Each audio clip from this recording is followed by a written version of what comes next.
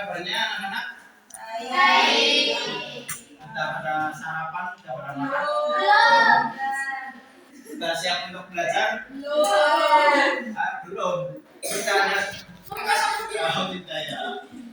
Ya, sebelum memulai pembelajaran pada siang hari ini, alangkah baiknya agar kita diberikan kelancaran dan keberkahan, kita dimulai dengan membaca doa dulu. Kelasnya mana? Sini.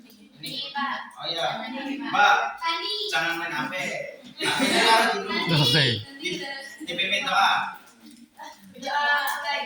Bismillahirrahmanirrahim. Bapak mau cek rapihan nih. Kita rapi semua ya. Ya, baik, pada kesempatan kali ini Bapak mau menerangkan mengenai mata pelajaran sejarah budaya Islam, yaitu Daulah Abbasiyah. Mungkin kalian sudah ada asing mengenai Daulah Abbasiyah ini ya. Jadi tak jelaskan sedikit. Jadi Daulah Abbasiyah ini berdiri setelah Daulah Umayyah. Dan dikatakan Daulah Abbasiyah ini pada masa itu masa jaya-jayanya Islam. Jadi Islam itu sedang maju, bahkan di puncak-puncaknya, bahkan mengalahkan kaum kerajaan Romawi, Yunani dan lain-lain, Inggris dan lain-lain. Islam pernah jaya loh. Iya Pak. Iya. Kalau sekarang malah kalah sama iya. Tujuan pembelajaran pada siang hari ini diharapkan nantinya kalian mampu menjelaskan latar belakang berdirinya Daulah Abbasiyah, terus menjelaskan perkembangan ilmu pengetahuan pada masa Abbasiyah, terus menyebutkan faktor-faktor berdirinya Daulah Abbasiyah dan menjelaskan kesejahteraan masyarakat Abbasiyah, dan mampu meneladani semangat ilmu pada masa Abbasiyah. Ini sangat penting sekali kita sebagai orang yang lagi menuntut ilmu itu nantinya bisa meneladani sifat-sifat intelektual muslim pada masa Abbasiyah. Karena di masa Abbasiyah itu banyak intelektual muslim yang karyanya itu sampai sekarang masih kita gunakan. Ya.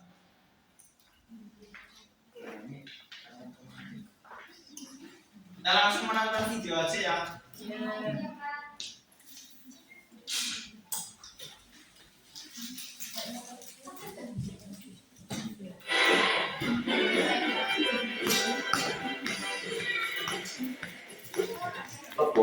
Dunia Islam mengalami kemajuan. Assalamualaikum warahmatullahi wabarakatuh. Pada kesempatan kali ini kita akan membahas tentang zaman kejayaan Islam pada dinasti Abbasiyah. Zaman kejayaan Islam, kaum Islam berkonteks adalah suatu masa peradaban Islam menghasilkan banyak ilmuwan dan para filsuf hebat.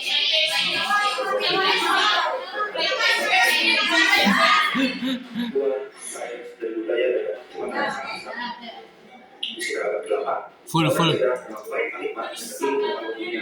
screen.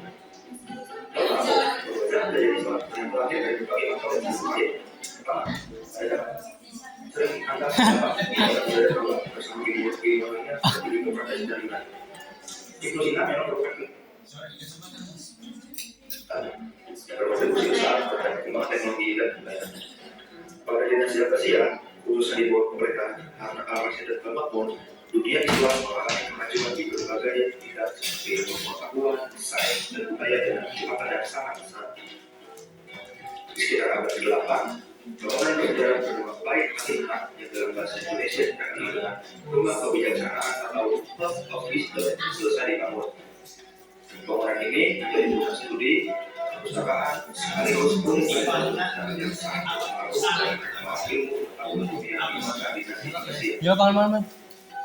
Kalau tahu, bahwa zaman kejayaan Islam yang terlahir dari berbagai faktor yang sangat terkait. Pertama, pada zaman tersebut, seluruh umat Islam bersatu dalam satu kekhalifahan tunggal sehingga memiliki pengaruh yang sangat kuat. Di Kombinasi Asia memiliki pengaruh yang sangat besar terhadap ekonomi dan perdagangan, di mana para pedagang sampai di seluruh penjuru. Saat pedagang kembali ke Timur Tengah, mereka turut membawa serta temuan dan ilmu pengetahuan baru dari tempat-tempat yang sebelumnya mereka kunjungi. Kedua, mereka ingin monitor yang bertujuan perkembangan sains, logika, dan rasionalitas. Mereka juga turut menjaga kemajuan ilmu pengetahuan serta berkomitmen dalam membangun keberhasilan tentang. Vietnam kombinasi Asia yang paling menonjol adalah Arab Masjid dan Asia Al-Makmur yang punya cita-cita mulia untuk membangun peradaban Islam yang menjunjung tinggi perkembangan sains, logika, rasionalitas, serta mendorong pengembangan ilmu teknologi rakyat bangsa India, Asia, dan Timur. Tanpa para keduanya, dinasti Asia mungkin tidak bisa segembira saat ini.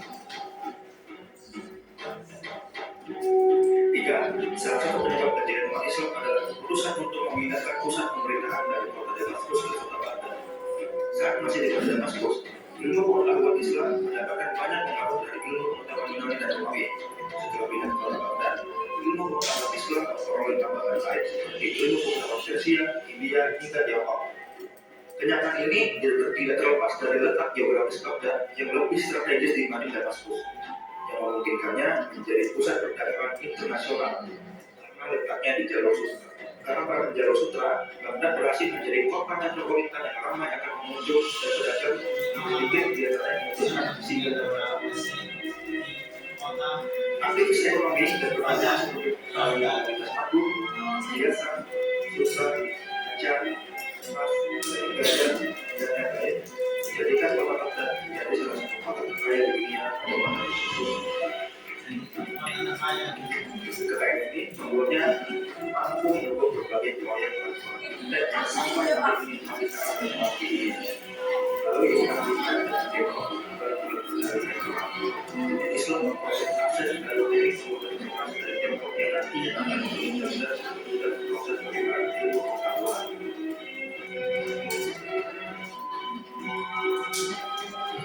Berkembangnya pada Mesir dan ekonomi sekitar sebagai pusat peradaban menjadi daya tarik tersendiri bagi para pelancong termasuk kaum cendekiawan. Hal ini turut mempengaruhi munculnya para ilmuwan jenius dari dunia Islam yang nantinya akan melahirkan berbagai macam yang sampai sekarang masih kita gunakan.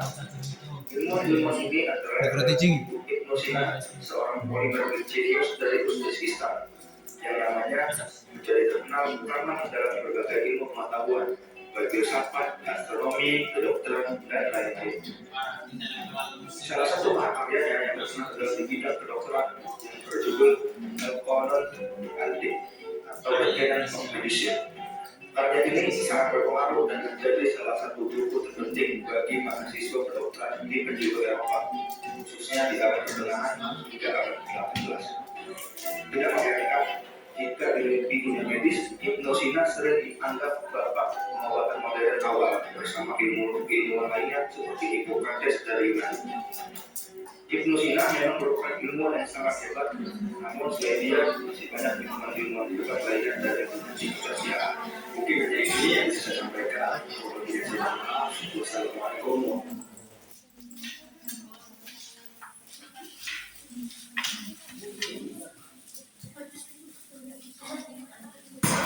Gimana setelah menonton video ini? Paham nggak mengenai Daulah Abbasiyah dan Sawah Penggerak? Ya, mungkin Bapak sekitar menyarankan ya nantinya ini kan video hanya durasi 5 menit. Mungkin kalau kita belajar mengenai sejarah budaya Islam atau apalagi ini Daulah Abbasiyah itu sangat panjang sekali. Mungkin kalau nonton video harusnya berjam-jam. Nah, nanti kalian bisa baca-baca di buku paket atau LKS yang mengenai Daulah Abbasiyah. Ya, itu ya. Untuk selanjutnya Bapak ada game sebagai ya. Untuk ngetes paman kalian katanya udah paham. Nanti ada checkpointnya kalau. Oh iya. Kelompok. Bagi kelompok. Satu. Dua. Maju. Maju. Baris.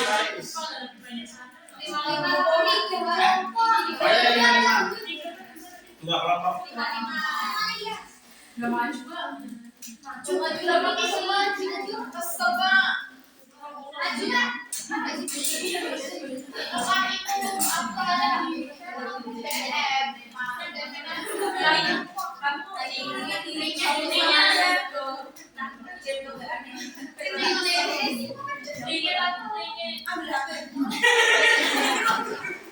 Bobo, perisa mo?